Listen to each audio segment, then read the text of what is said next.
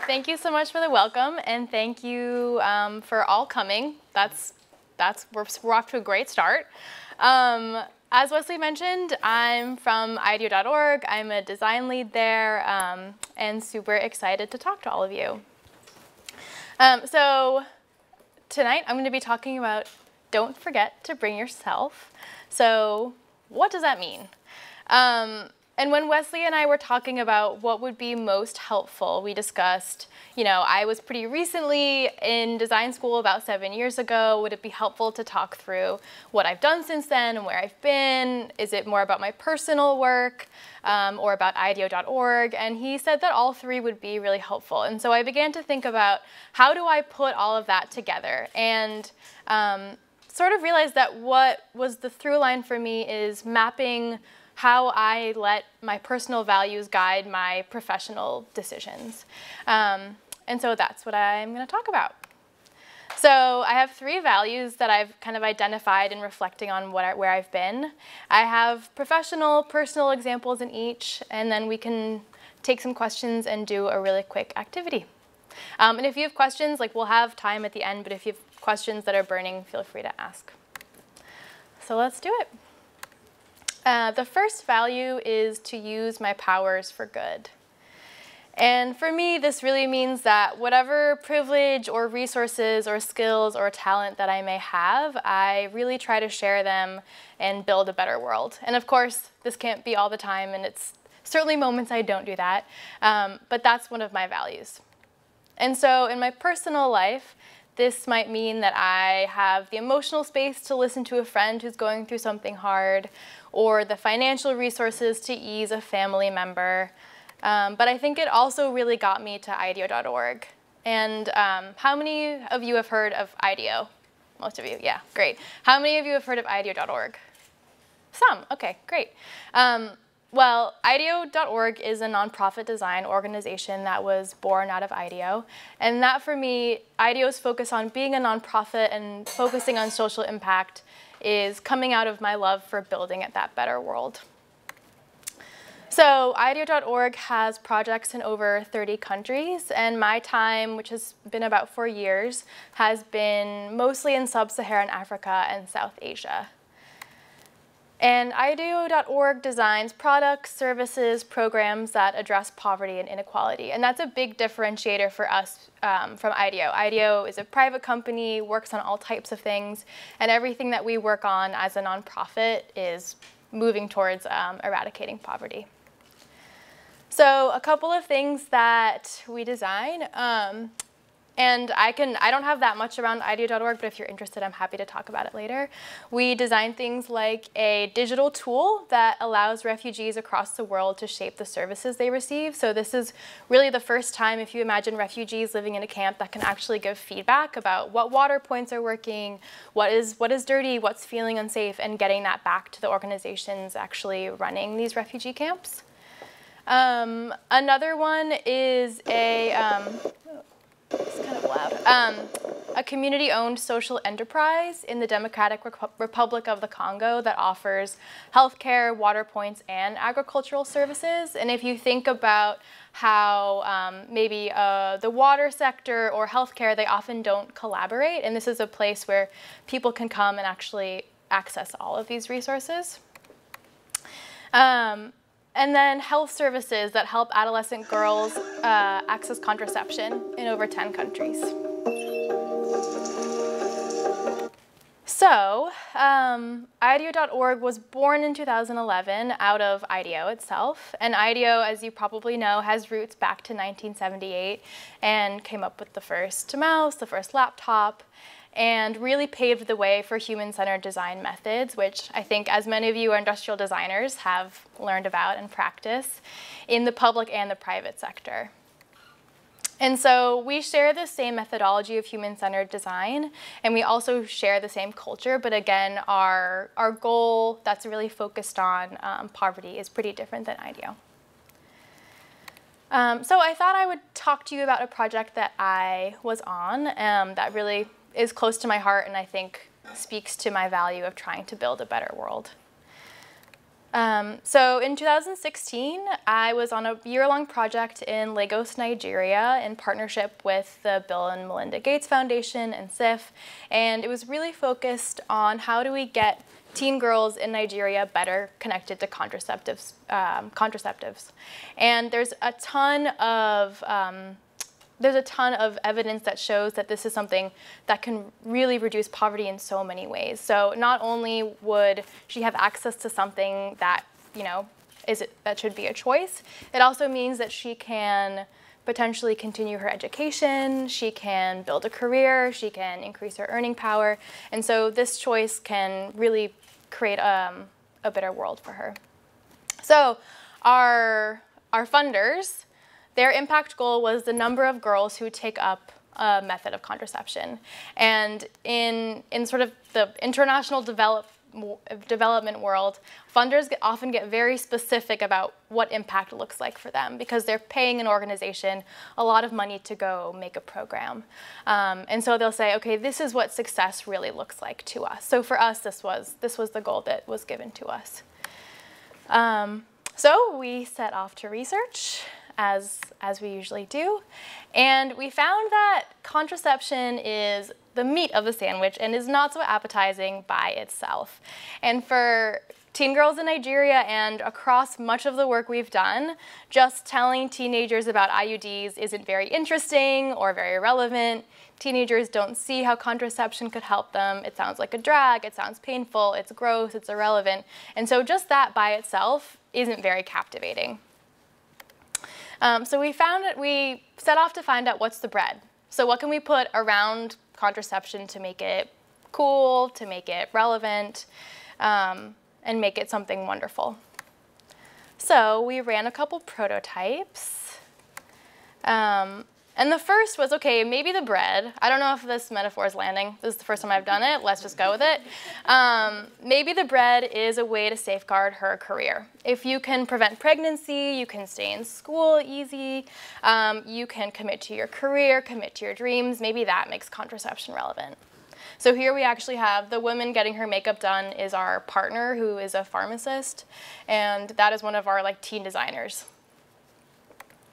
So maybe the bread is learning health skills. So girls, we found in our research that girls really aspire to be healthy and learn different ways to achieve that. And so maybe contraception can be framed as a skill to have rather than just a technology that you use. Or maybe the bread is about love and dating. Love and dating is kind of a natural segue to a conversation about sex and contraception. So rather than coming to it from a medical standpoint, come to it from an emotional standpoint. To who are you dating? What is it like? What are you nervous about? So to test this, I ran a booth for an anonymous love Q&A session, which is very like teen magazine. We had maybe about 15 girls at a time. We sort of ripped up a notebook, gave them pieces of paper and pens, and we made this sort of shoddy box for them to put their questions in. And as you do with prototypes, you never know what's going to happen. This was the first time that we tried this and didn't know, do girls have questions? About what? Is it super awkward to ask questions, even if it's anonymous? Maybe girls don't care at all. And so we had everyone put a question in the box, and we got questions like this. So how will you know if a man really loves you? At any time, if you're with your boyfriend and he's demanding sex from you, how can I stop him? I don't really want to. My career makes me bothered because of money and bad results. How can I overcome it, and how can I reach my goals? And how will you know if a guy loves you or not? And how will you know if the feeling is true? And first of all, I felt deeply unqualified to be sitting up in the front of the room trying to answer these questions. But it was so clear from these questions. First, you can tell that all of these things are really weighing on girls' minds. And what really struck me is that these are such universal teenage feelings about love and questioning and consent and career and future. And in the end, the person who was facilitating this session had to drag girls away from this session. They were so excited to be there that the teacher was like, okay, you're gonna miss your bus. You need to leave this session. And so it was really clear that we stumbled upon something really magical. So fast forwarding 6 months, Nija Girls is launched, which is the program that we launched in Lagos. And it's a program that teaches girls skills for life, love, and health, which you'll notice were those 3 original bread prototypes. And in the end, what actually was the most effective to start the conversation about contraception was about girls' futures. And so that was the prototype that I think was the clearest point for girls to say, okay, this is what I want my career to look like. This is how contraception can fit into that. But we saw that girls really, really benefited from having someone to talk to and ask questions to. And so even though it wasn't necessarily the clearest path to that impact that our donors wanted, of number of girls who are taking up a contraceptive method, we ended up including it in our final strategy.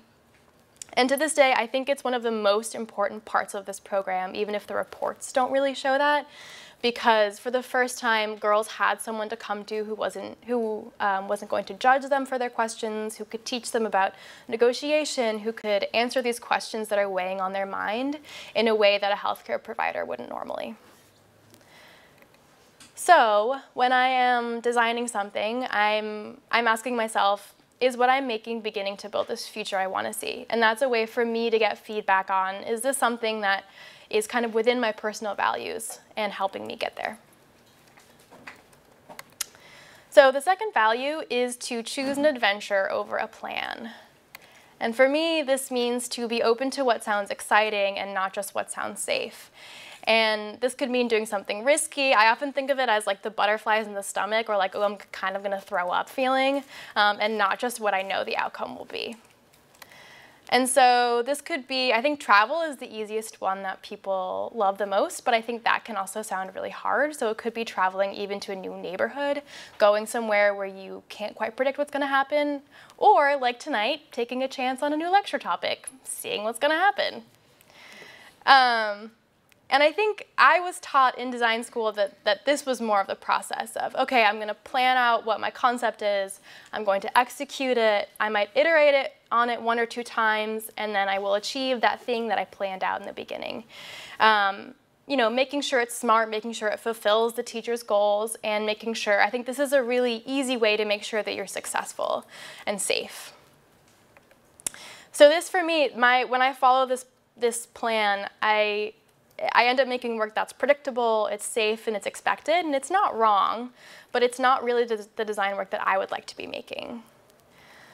So when I go from something like a little nugget of inspiration to really exploring it deeply, to then observing what's happening, what's working in it, what's not, that gets much weirder. And that's what's really exciting to me, is that when I'm in that original phase of inspiration, I have no idea where I'm gonna go, and that's what keeps me designing.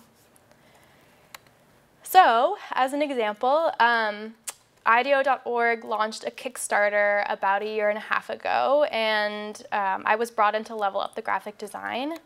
So this was kind of the design that the Kickstarter had, and it was a mock-up because if you've ever done a Kickstarter, you don't actually design the thing before it's funded because it might not get funded. And so this was the original mock-up.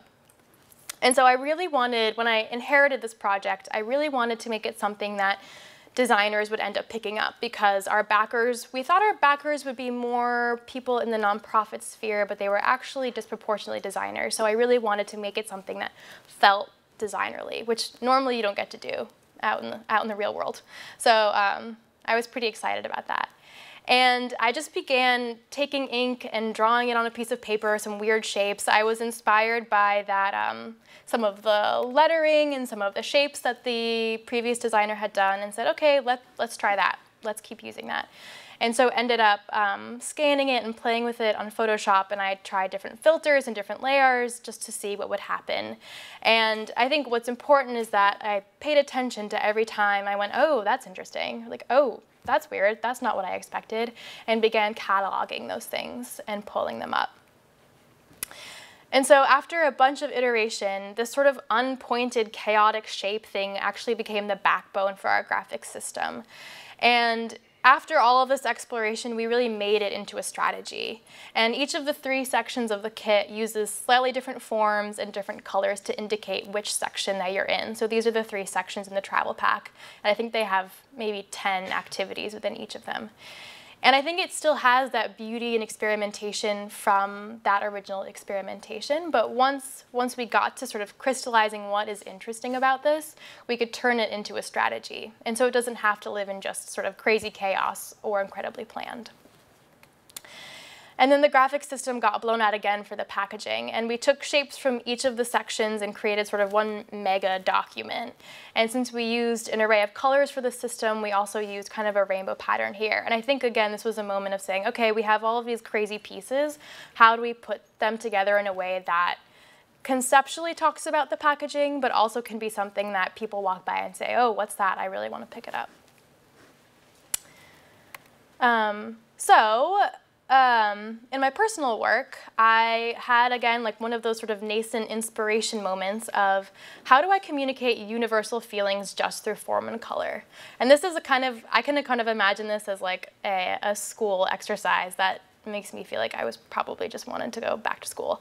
And so I just had this feeling like, okay, I want to figure out how to do this really simply. What's my first step? Obviously, the first step is to go to Michael's.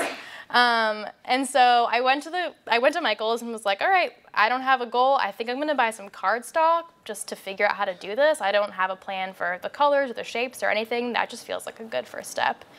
And went back to my apartment and spent the afternoon exploring what shapes and colors felt to me the most like fear. And so I had all of these different shapes planned out. This is actually a scan of a physical collage, and began seeing like, okay, these sort of like long, dark shapes are feeling kind of like a pointed fear or scary feeling. And the little dots kind of feel like panic, or these moments of panic to me. Like, okay, that's interesting. And then I scanned the collage and brought it into Photoshop, and again started figuring out different filters and colors and effects. And through that experimentation, built out what I think is a much richer image. And again, this isn't something that I ever could have thought of or sort of drawn, like, sat here and sketched. And it was really through exploring these forms that this happened. And I think being inspired by the material and paying attention to like, what about this is working? What can I keep playing on? Is really what helped it emerge. And so this is the same for Joy. And this is the original kind of cardstock scan. And then you can see how much more kind of surprising and interesting this image is than the previous. And so leveraging a lot of transparencies and layering, as well as just sort of like playing with saturation and all these other crazy shapes, got this crazy kind of Lisa Frank image that, again, I don't think I ever could have imagined without spending time just messing with it. And so that, I think, is where the design magic is for me. And I think for all of us as designers, there's probably different magic moments for us, but this is what keeps me going. And so I ask myself, is my design work surprising me, or am I regurgitating things that I've seen before? And when I'm doing that, I find that my design work isn't inspiring me, and whenever I'm like, oh, I don't really want to do that today, that's when I know that something's wrong, and I need to revisit what I'm doing. So the third value is to create more joy. And this, in my life, means bringing laughter and surprise and play into people's lives as often as possible. And this, for me, I guess it's making my family and friends do a lot of stuff. I hadn't noticed that before, but making my family listen to comedy albums, especially when they're super grumpy, because that makes people laugh. Or making my friends play dress up, especially when they're reticent at first, but now love it. And so if you think of your professors or employers, each of them have a really different creative style. And they create a different experience for you as a student, either intentionally or not, and push you in different ways. And I think of this as like, how does being around them make you feel? And so these were two of my teachers from my freshman year in school. And Gareth Jones on the left there was a notorious horror. And I absolutely learned from him, but he totally tore students down. It was unbelievable. And he once told a student that his work was so bad that he should throw it in the trash. And Nikki Ewan, on the other hand, was the first professor whose class that I kind of began to think and learn about experience design. And I don't know if you feel the same way here, but on the first day of studio, I was always really nervous. Like, what's the teacher going to be like? What are the other students going to be like? Am I going to be good enough? And so she had music playing when we walked in, these really sweet name cards, and this sort of easy meditative activity. And it was so clear that although I learned from both of them, they created such different experiences for the students around them. And so on the left, I ended up working because I was anxious or motivated by fear or nervous. And not that didn't get to work, but that's what was the backbone of it. And on the right, I felt really calm and curious and inspired. And so I think this is no different in the creative professional world, that different creative leaders, different bosses have different ways of directing creatives.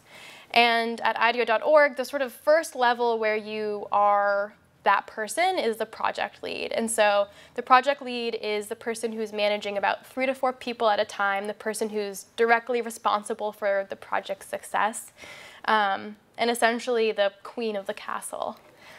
And after about 2 years, I was pushed to become a project lead, and I really dragged my feet. I kept saying, like, oh, no, it's fine, you know, let someone else do it. And so after about 4 years, I was like, fine. But it's actually been one of the most inspiring experiences to step into this. And I found that instead of asking myself these questions, which is like, what does the partner think? Do we provide enough evidence? Are we making too many assumptions? Where'd the budget go? Did I forget to typeset perfectly? Are we ever going to finish this on time? Which I think is ordinarily a really normal thing for a creative leader to do, especially a project lead. But instead of asking myself those questions, some of which are important, that if I focus on creating a really joyful experience for my team, they are creatively inspired, and that's what's most important to me. And I do that not because I think that's going to be more fun or more relaxing, but because I really believe that a creative space means that it's calm and spacious, and that's what helps creativity thrive. And anxiety absolutely kills it. And so I've seen that in myself and in other people, it's really hard to be creative and open and innovative when you're super anxious about performing well or completing something correctly, and that those two things, that can be just poison in the well. So a couple ways that I've tried to create joy within my project teams. I think the first is creative warm-ups, and our team every day spends 10 minutes doing a silly activity to jumpstart our imaginations and spend some time laughing. And it started about 2 years ago, and it has sort of spread like wildfire over our offices. And so each morning, we draw a Post-it from a jar that has a prompt like these, like write a script for an octopus, make packaging for your own superpower, build a new tool for a trip to Mars. And in 10 minutes, we have to accomplish this task using whatever materials you see fit, go wild, but in 10 minutes, you come back and you share. And so this is one creative warm-up. Our team created dolls of each other, and that's me in the middle with the blonde lampshade. Another one is that our team created trade show booths for snails. And on the left, we have Courtney presenting a tanning salon for snails. And on the right, we have Nicole, who is pitching Pimp My Shell. And here, we created costumes for anointment into a fairy community. And I really went all out with the yellow. And so the second thing is that I think also as a creative leader, it's easier to prioritize other people's experiences. But what I've also tried to do is just let myself play in that and feel that joy as well. And so our team went to India 2 months ago. And it was wedding season, and we were staying next to this wedding venue that is, to me, totally incredible. And that is the Statue of Liberty on the top. There are gradient colors and fresh flowers, and when we're in the field, we spend the entire day like out interviewing, we're sweaty, we've sort of poured our emotional selves into like trying to get people to talk about what's most important to them. And I asked them, like, can we just go over and check out this place, because it's totally awesome to me, and they did.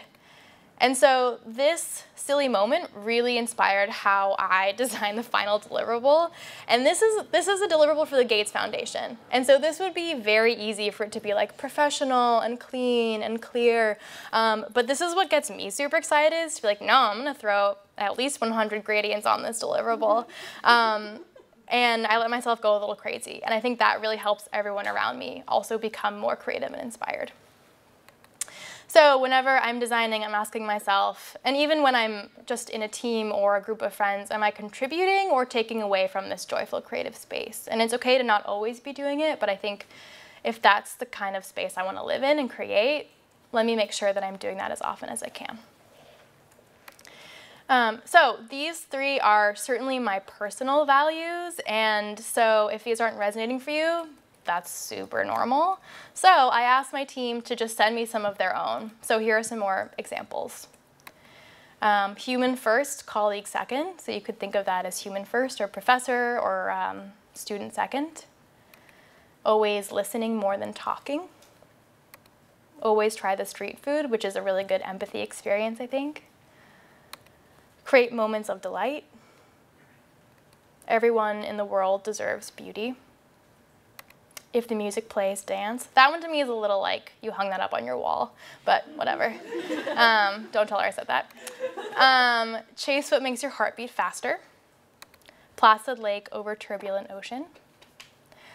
And I think overall what I've experienced over my design journey is that in moments when I'm feeling really lost, values can be my compass. And so when I graduated from school, I was like, okay, maybe I'm going to go into packaging because that's a cool way that graphic design still lives in the print sphere, and really felt like, actually, this isn't making the world better, and this isn't creating a world that I want to live in. I'm just like making chocolate.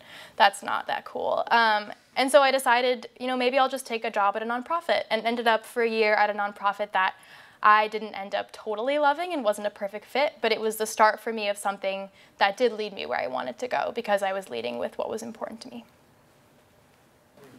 Well, I thought we could do a creative warm-up. So, and I apologize in advance for this because this, when I was in elementary school, would give me a panic attack, but I'm going to do it. We're going to do it. It's going to be great. But I'm going to have you pair up. That's the part that gives me a panic attack. You're like looking around being like, who's going to be my friend? But you've got it. You all know each other. And I'm going to set a timer for 5 minutes for you to write a haiku, which is 575, about a lost hot dog. All right. Well, don't forget to bring yourself. Well, I'll be here if you want to come talk to me. Thank you, guys.